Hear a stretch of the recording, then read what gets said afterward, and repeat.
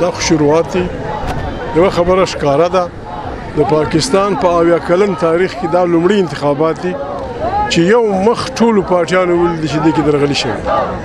هغه پارټیانې چې سیټونه یې ګټلي دي هغه هم وایي چې بایللي دي هغه هم وایي. دې کې تر ټولو خطرناکه خبره دا ده چې په دې کې فوجي ادارې مداخلت کوي. د پاکستان د آئین مطابق هر فوجي دا حلف اخلي چې زه به په سیاست کار نه لرم. نو چې فوجیان آئین نه ومني دا فیډریشن ته خطره ده.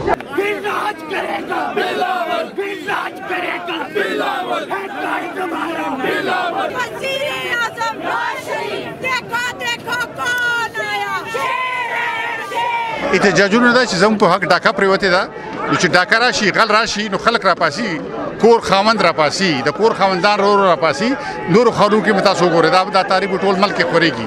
ریزلټ خو اخر ریزلټ خدا دی چې د نوي سر نه الیکشن وشي او خلک خپل نمائندگان خوښي. دا د خلکو کار دی چې خپل نمائندگان خوښي. دوی خو ریوړې ویشلې دي او بیا به خپل خلکو ته ریوړې چولې لمنه کوي.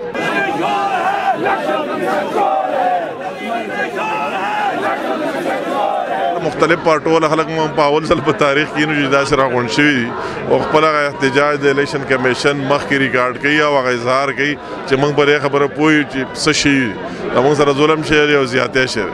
هغه مقصد دغه د دې چې په پارلیمنت کې دننه هم پروټیسټ او پارلیمنت نه بهر هم پیسفل پروټیسټ سبا په تمام پروینشل هیډ کوارټرز کې کال ورکړی شوی دی.